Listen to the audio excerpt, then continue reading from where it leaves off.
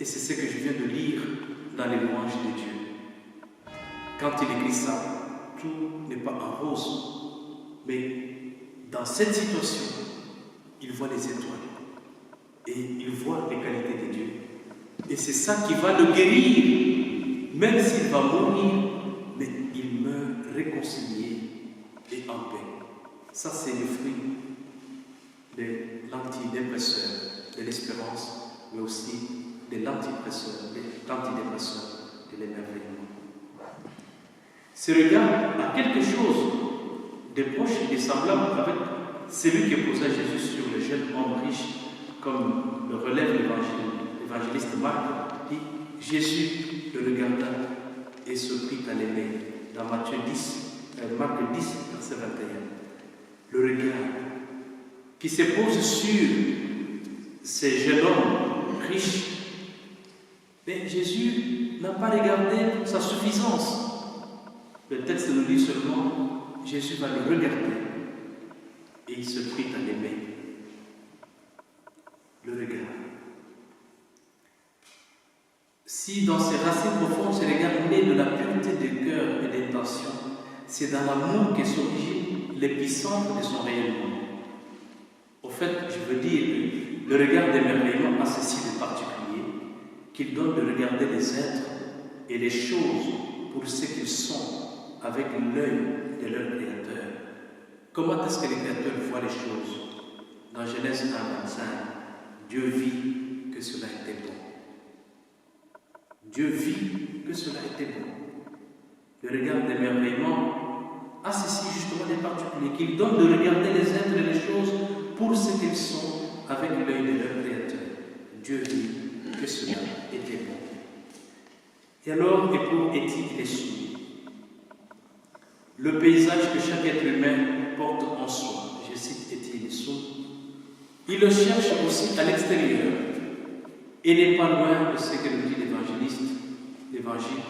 La lampe de ton corps, c'est l'œil. Quand ton œil est sain, ton corps tout entier est aussi dans la lumière. Mais si ton œil est malade, ton corps aussi est dans les ténèbres. Le regard.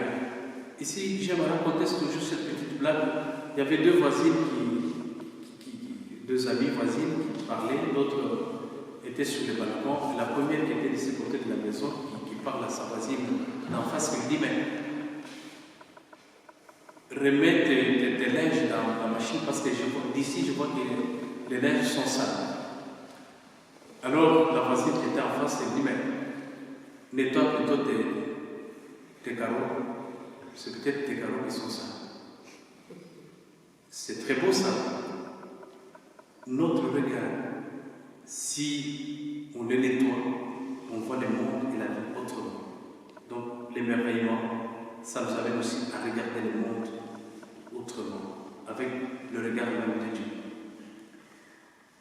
Alors ici, pour montrer encore comment le regard de François s'est posé sur ce qu'il y avait de beau au milieu de la laideur du monde. Je vous cite le texte que les franciscains connaissent beaucoup, le Testament. Lorsque François, après avoir fait son expérience spirituelle, il va raconter ceci. Comme j'étais dans les péchés, il me semblait extrêmement amer de voir des lépreux. Et le Seigneur lui-même me conduisit parmi eux et je fis miséricorde avec eux. Et m'en allant de chez eux, ce qui me semblait amer fut changé pour moi en douceur de l'esprit et du corps. C'est dans le Testament 13. Quand il était dans les péchés, il ne pouvait pas regarder les lépreux. C'était les déchets, la poubelle de l'humanité. Il ne pouvait pas, comme le pape François l'écrit dans Fratelli Tutti, encore même dans Laudato Si, il y a des personnes qui étaient considérées comme des déchets. Et dans la culture du déchet, on y retrouvait les lépreux. Mais lorsque la grâce du Seigneur l'a saisi, François lui-même dit, ce qui semblait amer, s'est changé en douceur de l'esprit et du corps. Son regard a changé sur des lépreux. Et il est devenu le frère des lépreux, qui a été un des moments très c'est important pour aller embrasser les lépreux. Et nous savons en Belgique que nous avons une figure célèbre qui a été chez les lépreux, c'est qui? Damien de Montréal. Voilà. C'est la grâce de la rencontre avec le Seigneur qui explique ici la transformation intérieure du regard de François. Se situant dans la continuité de l'émerveillement originel de Dieu, François va même aller plus loin.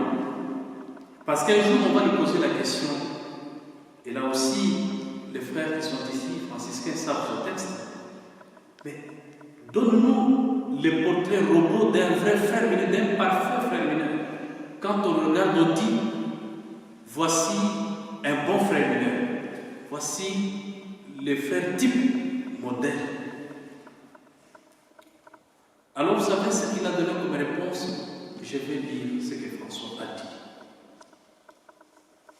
Et il disait que serait un bon frère mineur celui qui aurait la vie et les qualités de ses saints frères, à savoir 1. La foi des frères Bernard, qu'il avait eue à la perfection avec l'amour de la pauvreté, la simplicité et la pureté des frères Léon, la courtoisie des frères Anges, qui fut le premier chevalier qui vint à l'ordre, l'allure agréable et l'intelligence naturelle, l'esprit élevé en contemplation que frère Gilles eut jusqu'à la plus haute perfection, la prière vertueuse et continuelle des frères Ruffin, qui priaient toujours sans interruption, tenez-vous bien, même en dormant. Ils priaient même en dormant, les frères Ruffin. La patience des frères Génièvre, la vigueur corporelle et spirituelle des frères Jean de l'autre, la charité des frères Roger, les scrupules des frères Lucide, qui ne voulaient guère demeurer plus d'un mois au même endroit. Qui a lui seul pu réaliser toutes ces qualités? Personne. La question finale, qui est un parfait et bon frère mineur? C'est dans les qualités, la somme des qualités, la somme des talents et des dons que se trouve la perfection. Et n'est pas dans une personne, mais dans la totalité du bien que le Seigneur a déposé en chaque personne. Et c'est ça que nous avons à chercher, cette parcelle de bonté et de beauté que nous avons à chercher. Donc l'émerveillement ne porte pas tellement le regard sur les défauts. C'est aussi bien d'être critique, mais ça porte notre regard sur l'étincelle du beau et du bien qu'il y a dans l'être. C'est pas facile. Ça demande tout un travail de conversion. Et c'est à quoi François nous invite aujourd'hui, entre autres. Je voudrais maintenant parler quand même de Eti Inesu par rapport à l'espérance et à l'émerveillement, un peu de mots.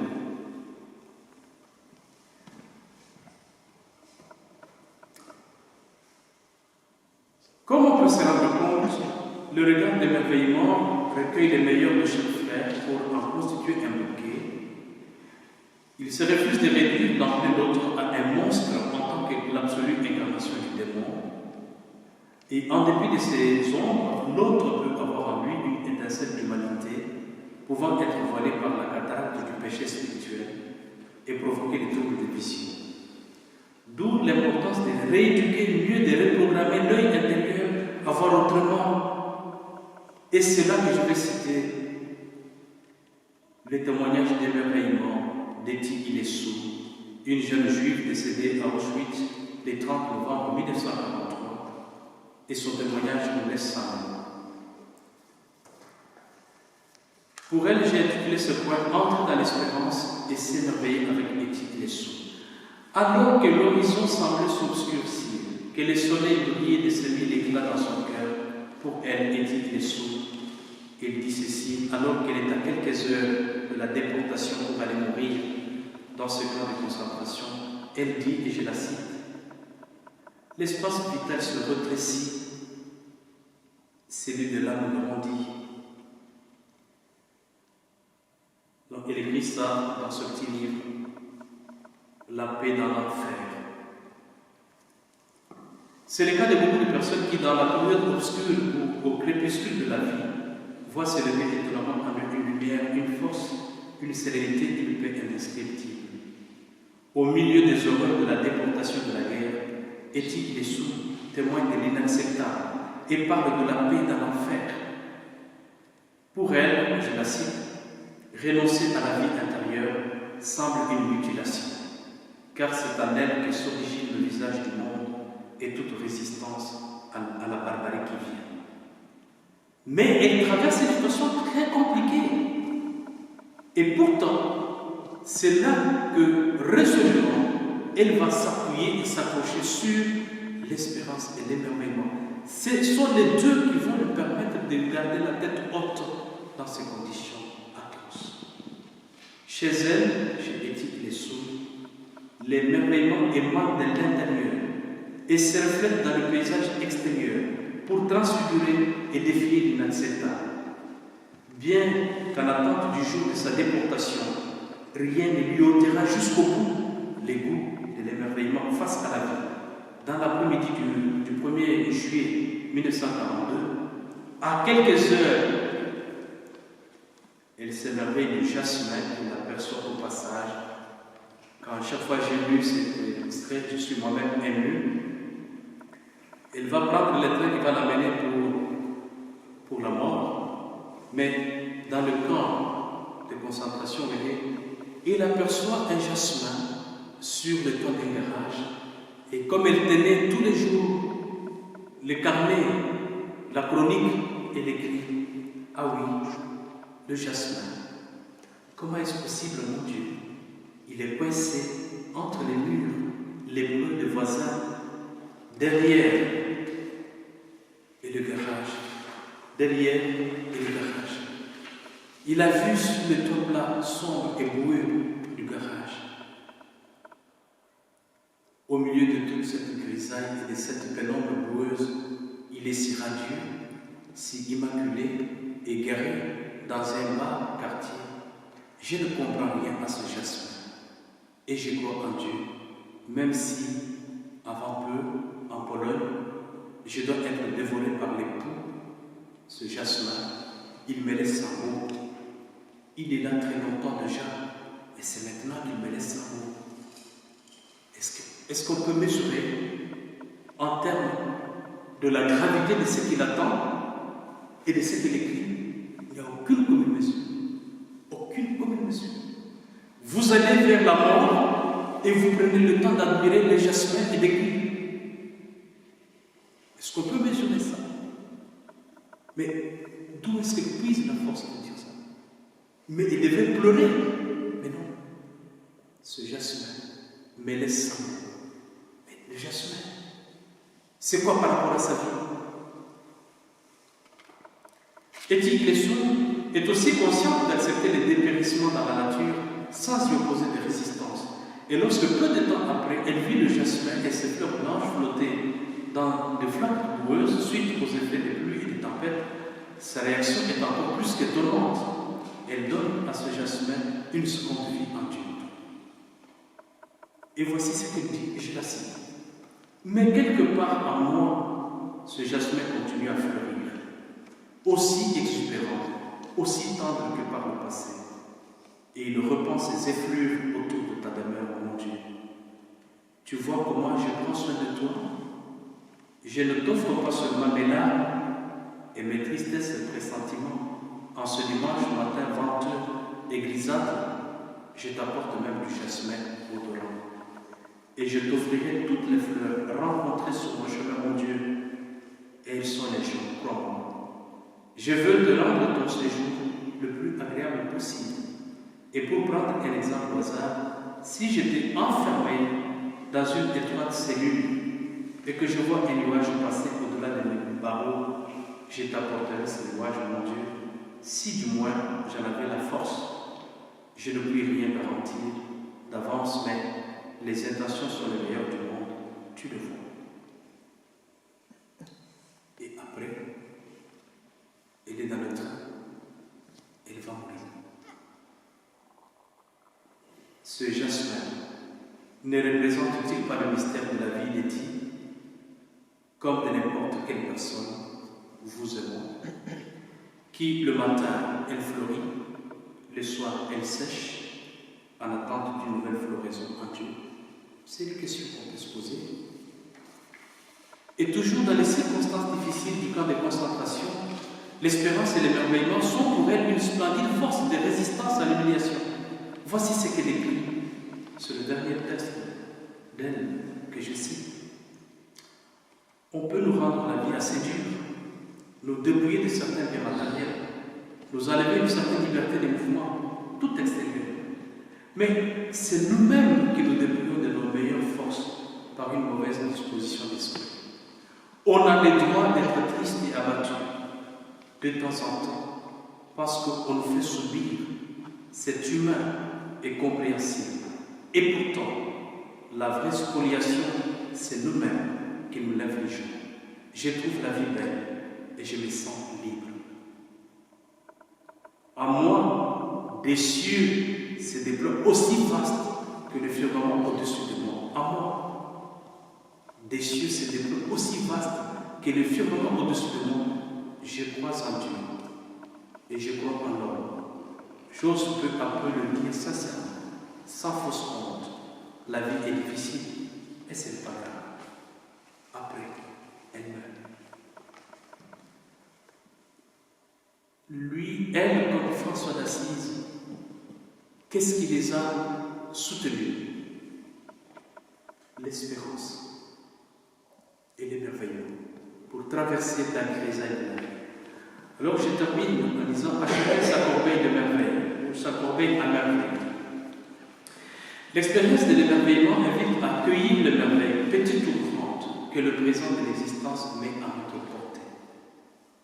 Par la corbeille au panier à merveille, j'entends une provision de pépites et des étincelles qui marquent votre vie, qui marquent une vie. Pour certains, il s'agit des œuvres étoilées de leur vie, comme aimait dire ici le Père Sébastien, cite toujours cette expression des œuvres étoilées. De Jésus, en passant par François et Étienne Guilissot, il s'agit de tapisser les fonds de l'œil intérieur de l'amour de Dieu, pour espérer voir le monde extérieur avec le regard même de Dieu. À chacun de remplir son panier à merveille, et n'oublions pas ces mots du pape François: ne vous laissez pas voler votre espérance. C'est peut-être ce que François et Étienne Guilissot nous disent encore ce soir.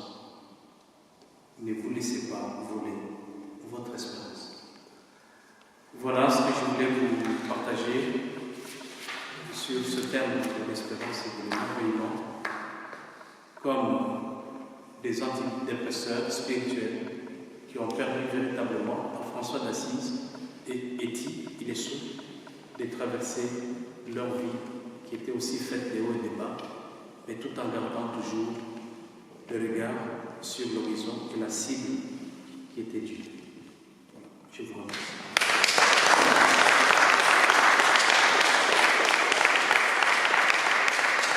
Si vous êtes intéressé à aller plus loin, il y a ici un livre de Michel Souquet, Émerveillement et minorité, la spiritualité franciscaine pour aujourd'hui.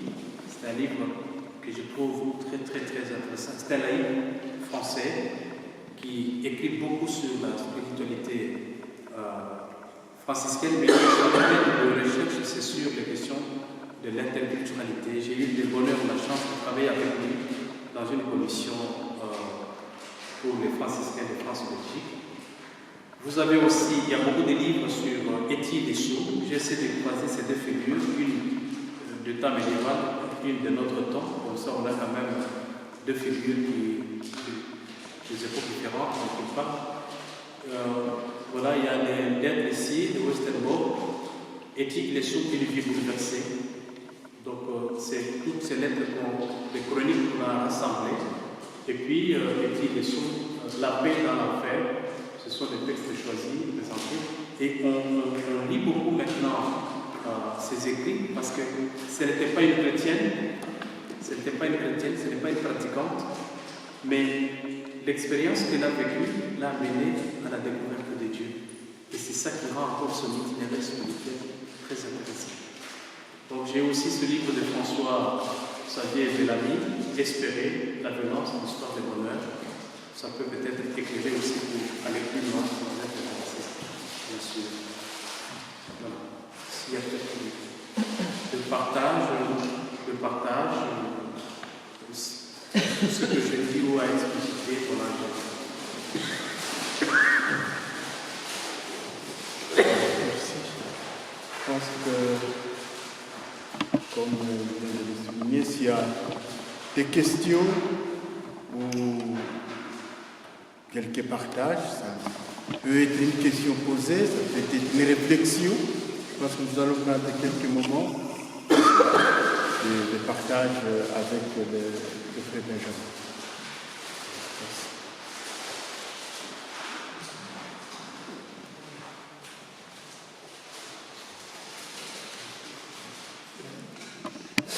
Merci.